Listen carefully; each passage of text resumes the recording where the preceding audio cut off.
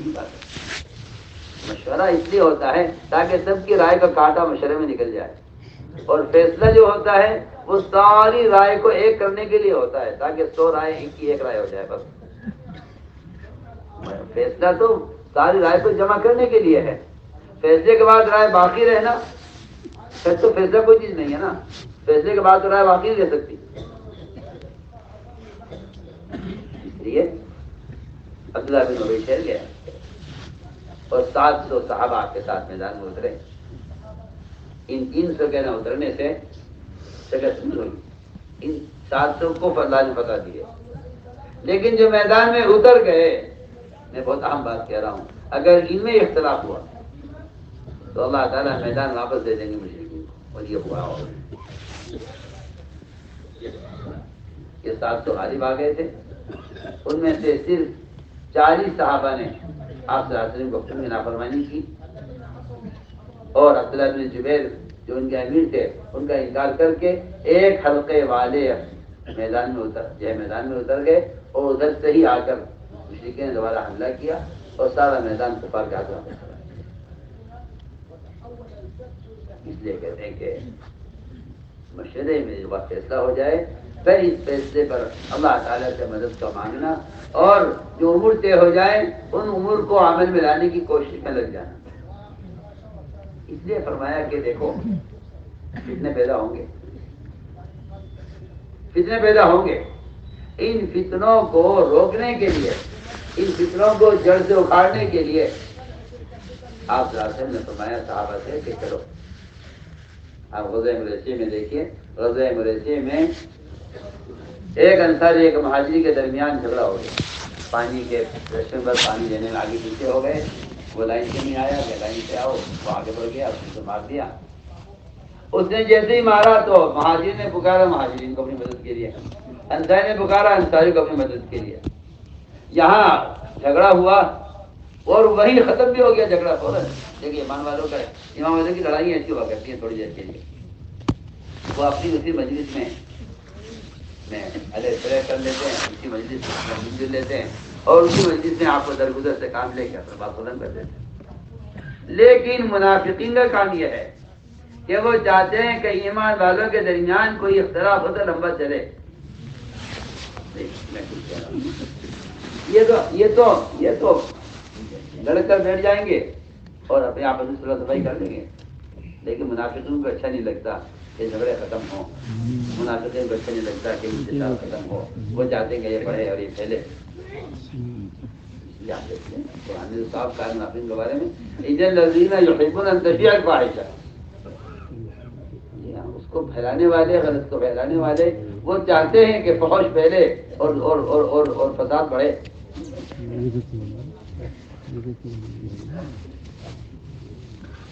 چنانچہ انصاری نے پکارا انصاری کو اپنی مدد کے لیے، مہاجر نے پکارا مہاجری کو اپنی مدد کے لیے۔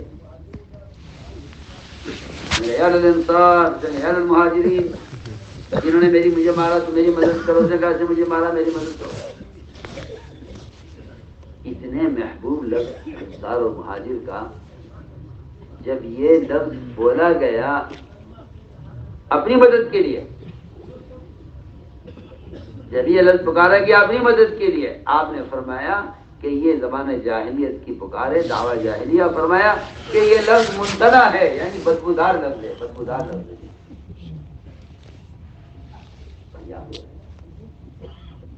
ممتنع بدبودار لفظ تو زبان جاہلیت میں کہا انصار مہاجر تھے، آپ کہہ رہے ہیں دعویٰ جاہلیہ، یہ زبان جاہلیت کی پکار ہے۔ کہاں تھا زبان جاہلیت سے انصار مہاجر تھے؟ مگر تم انصار مہاجر کا نام اگر پکار رہے ہو اپنی مدد کے لیے تو پھر تم زبان جاہلیت کی پکار ہے، اور اگر تمہیں کسی کو مدد کے لیے پکار رہے ہو تو یہ بدبودار لفظ ہے۔ حالانکہ بالکل یہی لفظ آپ تعصب نے عورتیں پکارا تو آپ نے پکارا دین کی مدد کے لیے، انصار جمع ہو گئے، مہاجرین جمع ہو گئے۔ یہی لفظ پکارا ایک صحابی نے اپنی مدد کے لیے تو یہ لفظ بدبودار بن گیا، یہ لفظ زبان جاہلیت کی پکار بن گیا۔ بڑھیا، چنانچہ یہاں سے جھگڑا شروع ہوا اور انہوں نے کہا کہ ہم مدینے والے جب مدینے جائیں گے تو پھر ہم عزت والے ذلت والوں کو نکال باہر کریں گے، جی ہاں، اب مجتمع والوں نے بات چل پڑی، بھائی کون ذلت والے، کون عزت والے، کون کس کو نکالیں گے، چلو جی ہم بھی دیکھ رہے ہیں کون کسے نکالتا ہے. جی آپ نے صحابہ کو اس بات سے ان کا ذہن ہٹانے کے لیے ان کو چلایا، سارا دن چلایا، اونٹوں پہ ساری رات چلایا، اگلا سارا دن چلایا، پھر ساری رات چلایا. تیسرے دن ظہر کے وقت جا کر جب آپ نے دیکھا کہ یہ تھک کے چور ہو گئے ہیں اور اس 2.5 دن میں ان میں آپس میں آپ کسی کو بات کرنے کا موقع نہیں ملا ہے، کسی کو آگے پیچھے چلتے ہیں، بات نہیں سکتی. اس سے حضرت نے اصول نکالا ہے اور باقاعدہ باب قائم کیا ہے کہ جب تم دیکھو کوئی فتنے کی بات پیش آئی ہے تم فوراً نکل جاؤ، فوراً نکل جاؤ، جا کر رسول ہو جاؤ. آپ نے اتنا چلایا کہ صحابہ تھک کر گرم ریت پر لیٹ کر سو گئے.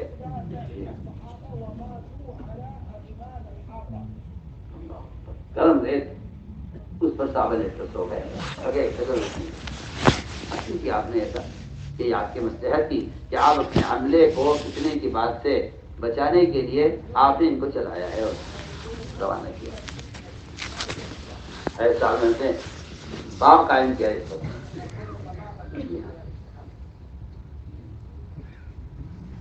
کہ اللہ کے راستے میں نکلنے میں جلدی کرنا، فتنے کو جڑ سے ختم کر، استحصال فتنہ، یہ باپ قائم کیا اور یہ پورا واقعہ نظر کیا کہ کام کرنے والوں کے پاس کام نہیں، کہ میرے تو چیزیں لگ چکا ہے، میں کیا کروں، بچانے لگا چکا میں کیا کروں، میں تو ابھی بیرون سے آیا میں کیا کروں. میں کہتا ہوں کہ فراغت معصیت کا سبب ہے، فرصت معصیت کا سبب ہے. آپ کے پاس تو آدمی آ کے بیٹھ جائے گا اور وہ آپ سے تھوڑی وقت چلے گا کسی کی، آپ اس بیٹھ جائیں گے، بھائی یہ مسئلہ ہے، حل ہونا چاہیے. کیا مسئلہ ہے؟ ٹھیک ہے. میرے پاس ایک صاحب آئے، بڑے بزرگ اور بڑے ایک بڑی بڑی تحریک کے جو ہے صدر، بڑی تنظیم کا صدر کے پاس آئے، آگے کہنے لگے کیا مسئلہ ہے آپ کے یہاں؟ میں نے کہا ہمارے یہاں صرف ایک مسئلہ ہے کہ امت مرتد ہو رہی ہے، اس کو افساد سے بچانے کے لیے وقت کا خوف درکار ہے. ہمارا اس کے علاوہ کوئی مسئلہ نہیں ہے. اگر اس کے علاوہ آپ کے ذہن میں کوئی مسئلہ ہے تو ہمارے پاس نہ وہ مسئلہ ہے نہ اس کی ضرورت ہے. ہمارے پاس صرف ایک مسئلہ ہے، اگر آپ کے پاس حل ہے اس کا تو آئیے اور وہ کہتے کیا مسئلہ ہے. مسئلہ یہ ہے کہ امت مرتد ہو رہی ہے، میرے پاس اگر میرے کھانے کے علاوہ وقت ہے اور اگر میرے پانی پینے اور سونے کے علاوہ بس وقت ہے تو میں چاہتا ہوں کہ اس وقت کو اس مسلمان کو جہنم سے بچانے کے لیے صرف کر دوں. ہمارے پاس چلا کر مسئلہ میں آپ سے سب سے کہہ رہا ہوں، اگر خدا کی قسم کھا کر کہتا ہوں، اگر کسی کام کرنے والے کے ذہن میں اس کے علاوہ کوئی مسئلہ ہے تو میں وہ کام کرنے والا نہ سمجھوں. آپ میری بات نوٹ کر لیجیے گا، میں آپ سے امانتاً کہہ رہا ہوں یہ، اگر کسی کام کرنے والے کے دماغ میں اس کے علاوہ کوئی مسئلہ ہے یا کوئی فکر اس کے علاوہ ہے، اپنے آپ کو کام کرنے والا شمار نہ کرے. شیطان نے بلا وجہ کے مسائل میں الجھا رکھا ہے اور کچھ نہیں ہے. ایک دوسرے کی ترتیب میں وقت برباد ہو رہا ہے اور امت مرتد ہو رہی ہے. میرے پاس اگر وقت ہے میں تو کہتا ہوں کہ تجارت کا وقت کو کم کر کے دعوت میں لگا، اپنے اوقات کو کم کرو کمانے کے، اس لیے کہ مالدار بننے کے لیے کمانا اللہ کو پسند نہیں ہے، اگرچہ حلال کیوں نہ کماتا ہوں. حلال کمانے والے سے بھی اللہ کو نفرت ہے، حلال کمانے والے سے بھی اللہ کو نفرت ہے اگر وہ مالدار بننے کے لیے مال کما رہا ہے. حدیث ہے، میں کبھی تو نہیں کہہ رہا، کوئی بات حدیث سے کہہ رہا ہوں، صحیح روایت ہے، صحیح روایت ہے. اگر کوئی شخص مال کماتا ہے مفاخرن مکاثرن، حلال کماتا ہے، کل اللہ تعالی ملے گا کہ اللہ اس وقت اور اگر اس لیے کماتا ہے کہ ضرورت ہے تو اللہ تعالی ملے گا کہ اس کا چہرہ چاند کی طرح بول رہا ہوں. حضرت کے ساتھ کھانا کھانے کا بھی موقع ملے گا انشاءاللہ. کھانا تھوڑا گھر میں حضرت کے ساتھ کھانا نہیں، وہ کھاتی نہیں ہے. ضرورت کے لیے کمانے والے کے پاس وقت ہے، مالدار بننے کا جو ارادہ رکھتا ہے اس کے پاس وقت نہیں.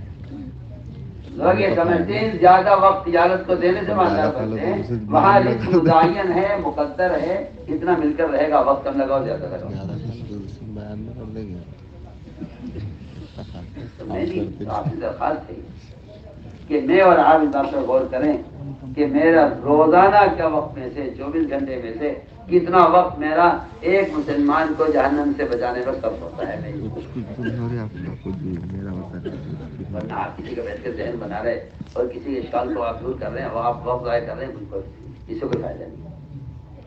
ایک صاحب نے کہا مجھ سے کہ جی میں نے فرائض 2.5 گھنٹے بات کی ہے، وہ مانا نہیں. میں نے کہا تم 2.5 گھنٹے کسی مسلمان کو پکڑ کے اس کا کلمہ صحیح کرا دیتے، اس کو نماز کے طریقہ بتا دیتے، اس کو سورہ فاتحہ رٹوا دیتے، اس کو تو اس میں زیادہ فائدہ ہوتا کہ ایک مسلمان تمہارے ذریعے سے جانے سے بچا. اس لیے ہم نے عرض کیا ہے کہ آپ صلی اللہ علیہ وسلم کو اللہ کی طرف سے حکم ہے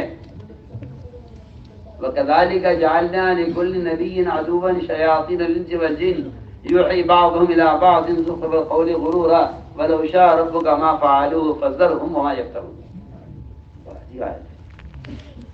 کہ ہم نے ہر نبی کے ساتھ جب بھی اس آدمی کی دین کا کام لے کر کھڑا ہوگا اس کے ساتھ ہم نے جناتی اور انسانی شیاطین کو لگایا ہے. وہ آپس میں ایک دوسرے کو چکنی چپڑی باتیں الہام کرتے رہتے ہیں. بلو شارہ کو کما پا دو اگر اللہ چہرہ چاہے تو ایسا نہ کرتے. اللہ کیا مصلحت ہے اس میں؟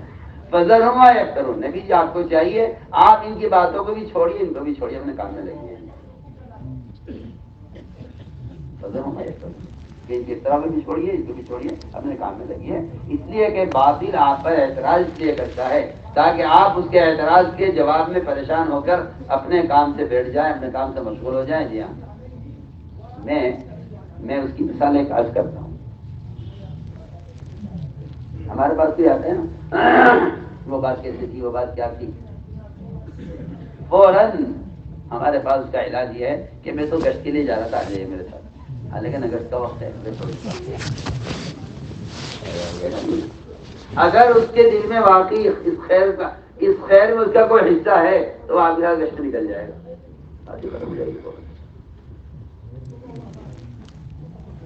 مجھ سے ایک صاحب نے کہا مجھے آپ کو وقت چاہیے. میں اپنا میں نے کہا میں تو نکالنا آدمی ہوں، وقت میرے پاس کون سا وقت آپ کو دوں گا. آپ میرے ساتھ کتابیں آ جائیے. ہر سال بڑھانے جا رہا تھا لیکن مجھے وقت ہے. میں ہاتھ پکڑ کے کتاب پڑھتے پڑھتے ہوئی ساتھ لے کے اس کو مقدر کی بات میں نے حیات صاحبہ پڑھی اور خیال میں رہتا کہ کتاب کے بعد پوچھوں میں سے کیا کہنا چاہتا ہے. کہنے لگا وہ تو میں سے ایک بات لے کر آیا تھا مگر یہ جو کتاب پڑھی ہے نا اس میں مسئلہ حل ہو گیا. لیکن وہ اس دن کا سبق نہیں تھا. ہاں میں واقعی اپنا واقعہ سنا رہا ہوں. میں سوچا بڑھیا میں کسی میں کون سا وقت دوں گی، کیا چاہتا ہے یہ کیا سوال لے کر آیا ہوگا. میں نے تمہیں زیادہ جاؤ کتاب میں تو وقت نہیں ہے، تم کتاب میں شریک ہو جاؤ. حیات الصحابہ کا سے پوچھا کہ کیا بات تھی. کہنے کا وہ تم ایک سوال لے کر آیا تھا بڑا جھگڑے کا، مگر وہ اس کتاب میں تمہیں حل کر دیا. تو سمجھتے تھے کہ تم کام میں مشغول رہو، کام تمہارے سوال کو خود حل کرے گا. تو جنہیں کام نہیں کرنا ہے وہ بنی اسرائیل کی طرح ہے. ماہیا ما لونہا ماہیا ماہیا ما لونہا. جی ہاں، تو اللہ نے اس کے لیے مشکل پیدا کرتے چلے گا. اللہ تعالیٰ کہتے ہیں ٹھیک ہے اگر تمہیں نہیں کرنا ہے کام اور سوالات کرنے ہیں تو ہم بھی تمہارے لیے مشکل پیدا کرتے ہیں. اس میں ولیکن شددوا، سختی کی انہوں نے، ان کے لیے معاملہ سخت کر دیا گیا. روایت ہے آپ نے فرمایا تم سے پہلے کے جو لوگ ہلاک ہوئے ہیں وہ اپنے انبیاء سے کثرت سوال کی وجہ سے ہلاک ہوئے. یہ سوالات میرا یہ تجزیہ ہے، میرا یہ مشاہدہ ہے. جو کام نہیں کرتے وہ سوالات کرتے ہیں، جو کام نہیں کرتے وہ سوالات نہیں. ان کو نہ ان کے پاس نہ سوال پیدا ہوتے ہیں نہ ان کو سوال کرنے کا وقت ملتا ہے. کام میں لگے رہو. تو بہت چیزیں ایسی ہیں جس نے ہمیں یعنی عمومی کام سے روکا ہوا ہے. فوراً سمجھتے ہیں مسئلہ حل ہو جائے، مسئلہ حل ہو جائے، حالانکہ کوئی مسئلہ نہیں ہے. ایک آدمی اپنی تجارت سے، اپنی زراعت سے، اپنے کام سے جتنا زائد سے زائد وقت فارغ کر سکتا ہے مسجد کے لیے، عوام سے اختلاط کے لیے وہ کرے. تم دعوت سے اپنی ضرورت اور عبادت کے لیے وقت نکالا کرو. تب پتہ چلے گا کام کیا ہے. تم دعوت کے لیے وقت نکالتے ہو تجارت سے. میں کہتا ہوں تجارت سے وقت نکالو دعوت سے. جو صحابہ کی ترتیب تھی. صحابہ کی ترتیب یہ نہیں تھی کہ وہ تجارت سے وقت نکال کے دعوت کے لیے نہیں. یہ ترتیب تو ہم نے پڑھی ہے ساری. ورنہ آپ پڑھیے صحابہ کے واقعات تو اس میں ملے گا آپ کو کہ وہ عبادت کے لیے اور عبادت کے لیے اور دعوت کے اور ہے عبادت اور دعوت سے وقت نکالا کرتے تجارت کے لیے. تو کچھ وقت تجارت کے لیے نکالو. اصل کام بھائی ہے. میں نے عرض کیا کہ بہت سی ایسی چیزیں ہیں جن لوگ الجھے ہوئے ہیں. تو ایسے ایسے سوالات آپ سے کیے جاتے تھے آپ صلی اللہ علیہ وسلم سے کہ آپ اس کے جواب میں الجھ جاتے تھے. جس چیز کا سوال آپ کے شریعت سے متعلق ہوتا تھا اس میں سائل کہنے سے پہلے آسمان سے جواب آ جاتا تھا. اور جو سوال آپ سے متعلق نہیں ہوتا تھا آپ سے پوچھا گیا صحابہ کرام کون تھے, آپ اگر جواب نہیں مان لے آئیں گے نہیں جمع کر آپ کو سوال کیا صحابہ کرام کون ہے اور ان کو قانون کون تھے اور وہ کیا بتائیے آپ کو معلوم نہیں تھا. اللہ نے فرمایا لا تستفتی فیہ منہم احدا کہ آپ کسی پوچھیے مت کہ کیا جواب ہے آپ نے کام کیا. اور 1 مہینے تک جواب نہیں آیا. 1 مہینے تک ضرورت ہی نہیں جواب. وہ تو جو آدمی خود دعوت نہیں دیتا دوسروں کو وہ دوسروں کے سوالات کو الجھ جاتا ہے. تو میں آج کل رہا تھا کہ بعض لوگ ہوتے ہیں بالکل بطال یعنی کہ کہنا چاہیے کہ فضول ان کو کام نہیں پالی وہ بیٹھ جاتے ہیں کسی کے پاس اور باتیں شروع کر دیتے بھی رس میں جا رہے. چل ایک آدمی کی پرچون کی دکان تھی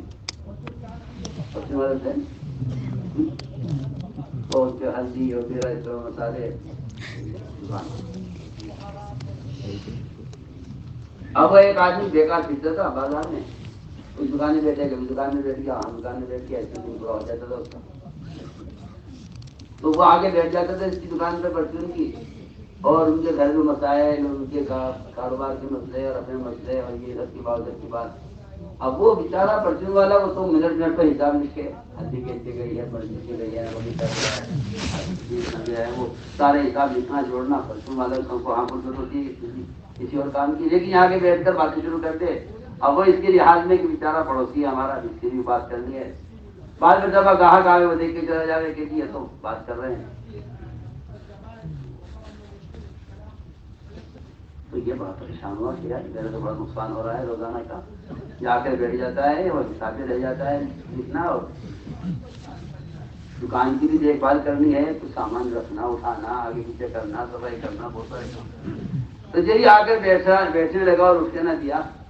تو یہ اندر سے ایک حرکت کرتا تھا کہ اندر سے ایک خالی بوری مرچ کی لا کر اس کے سامنے جھاڑتا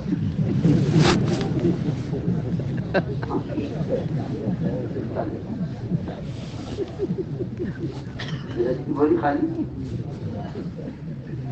جھاڑا. ظاہر بات ہی ہو تو عادی ہے دن بھر مرچ کی بوریاں کھولنا نکالنا رکھنا وہ تو عادی ہے.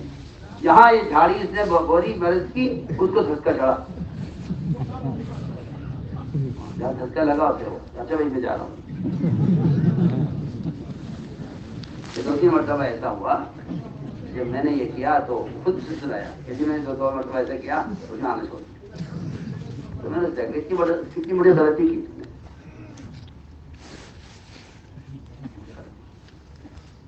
تو اس سے کہتا کہ آج چلو نماز کا وقت ہو رہا ہے. اس سے کہتا کہ دیکھ میں تو دکان میں رہ رہا ہوں تو ویسا ہے یہاں کوئی گاہک آوے تو اس کو دعوت دیتا رہی ہو میں اس کا کام کرتا رہوں اس کو دعوت دیتا رہی. اصول کی سنت یہ ہے کہ تمہارے پاس جو آئے تم اسے اپنے کام میں مشغول کرو اس کی باتیں مشغول مت کرو. ٹھیک ہے وہ تو کچھ اور لے کر آ رہا ہے اور تمہارے پاس کام ہے. تو میں ایک مثال کر رہا ہوں کہ لوگوں کو اتنا بھاری پڑتا ہے کام. اگر آپ نے کام کی دعوت دیں تو یا تو وہ آپ کے کام میں شریک ہو جائیں گے یا آپ کو چھوڑ کر الگ ہو جائیں گے. تو میرے عزیز دوستو بات یہ ہے کہ ہم نے جو پوری باتیں عرض کی ہیں یہ 2 بنیادی چیزیں میں عرض کرنی. ایک ابتدائی دعوت ایک آپس کی. اس پر اللہ تعالیٰ کی ساری غیبی نصرتیں مدد ہے۔ اس لیے پرانے وہ صفحے اول کے لوگ ہیں، اور دو باتیں مجھے یاد کرنی ہے صفحے اول سے متعلق۔ اگر کوئی آدمی پہلی صف میں سے نکلتا ہے تو اس کو مسجد کی آخری صف تک کہیں جگہ نہیں ملتی۔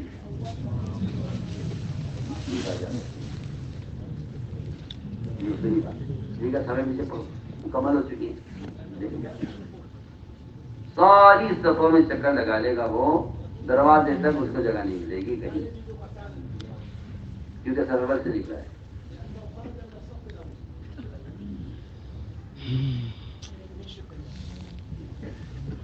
یہ مت سمجھیے بہت جگہ ہے، جو سرور سے نکل جائے گا اس کو آخری سب تک جگہ نہیں ملے گی۔ اور یہ بات ذہن میں رہے کہ کوئی آدمی کسی قریب جگہ پہنچ کر یہ سمجھے میں یہاں سے کہیں جا سکتا نہیں، اللہ کی ذات بہت مستقبل۔ دوسری بات یہ ہے کہ قربانی کا معاملہ ایسا ہے کہ اگر اگلی صف آگے نہیں بڑھے گی تو پچھلی صفیں بھی آگے نہیں بڑھیں گی، اور اگر پچھلی صفوں کے اندر مخلصین ہیں اور اگلی صف والے آگے نہیں بڑھیں گے تو اللہ تعالیٰ کا تصویر ہے کہ اللہ ان کو ہٹائیں گے اگلی صف سے اور پیچھے والوں کو آگے لائیں گے۔ میں بہت اہم بات کہہ رہا ہوں، پیچھے والوں کو تو آگے جگہ ملنے کے ثبوت ملتے ہیں روایتوں میں، اور قرآن کہتا ہے تم بھی کرو گے ہم تمہیں ہٹائیں گے اس والوں کو آگے لائیں گے، لیکن اس کا کہیں نہیں ملتا کہ کوئی سبب سے نکل جائے اور اس کے پیچھے کہیں جگہ مل جائے، یہ نہیں ملتا۔ پیچھے والے تو آگے بڑھتے ہوئے نظر آتے ہیں۔ اس لیے میں نے عرض کیا ہے کہ قربانی کا کوئی چبوترا نہیں بنانا ہے کوئی، بلکہ قربانی فرماتے تھے کہ امت کام کرتے کرتے کرتے کرتے صحابہ کرام کے معمول پر آ کر چلے۔ ابھی تو ہم اور آپ ایک سفر میں ہیں، ابھی تو ہم اس سطح پر امت کو لانا چاہتے ہیں جہاں سے دورے صحابہ کے کام شروع ہو۔ سفر میں ہے، ابھی تو امت کو نبوت والے کام پر لانے کے لیے محنت ہو رہی ہے، اس کے لیے قربانی ہے، اس کے لیے قربانی ہے۔ اس لیے جو آگے بڑھ گئے ہیں، جنہوں نے قربانیاں دے کر کام کو سمجھ لیا ہے، ان کی ذمہ داریاں عوام سے کہیں زیادہ ہے۔ اس لیے ہر سال 4 مہینے یہ تو عمومی دعوت ہے، عوام الناس کے لیے، ہر امتی کے لیے دعوت ہے، لیکن جو طبقہ الحمدللہ کام کو لے چلنے والا ہے، اس طبقے سے ملکوں کے تقاضے ہیں، اس لیے کہ سارے عالم، سارے ممالک وہ کام کو عملی طور پر سمجھنا چاہتے ہیں۔ اب کام تعارف سے آگے چلا گیا ہے، بہت کام تعارف سے آگے چلا گیا۔ ایک اسکول 100 جماعتیں کی، 200 جماعتوں کی، 500 جماعتوں کا ایک وقت مطالبہ کر رہا ہے، اور کسی مسجد نبوی کے معمول پر آنا یہ نہیں ہے کہ وہاں معاملات شروع ہو گئے ہیں، بلکہ کسی مسجد کے معمول پر آنے یہ ہے کہ وہ مسجد بذات خود ملکوں کے تقاضے پورے کرے، کہ مسجد نبوی کے معمول پر آنا۔ اس لیے جہاں پہنچ گئے ہو یہ کوئی منتہا نہیں ہے۔ اس لیے ہمارے 4 ماہ لگائے ہوئے ساتھیوں کی یہ سطح یہ ہے کہ پرانے ملکوں میں جا کر عملی کام پیش کرنے کی ذمہ داری ان پر ڈالی ہے۔ اس لیے یہ قدم اٹھائیں، اور ترتیب یہی ہے کہ 1 سال 4 مہینے اپنے صوبے میں، اگلے سال 4 مہینے دوسرے صوبوں میں، تیسرے سال کے 4 مہینے لازماً کسی ملک میں۔ یہ ہر کام کرنے والے کی ترتیب ہے۔ 1 سال اپنے ملک میں 4 مہینے، اگلے سال دوسرے صوبے میں، اپنے صوبے میں 4 مہینے، دوسرے سال دوسرے صوبے میں 4 مہینے، تیسرے سال باہر کسی ملک میں 4 مہینے۔ یہ تیسرے سال باہر کے 4 مہینے اس ملک کے 5 ماہ کی جماعت کے لیے، یہ تیسرے سال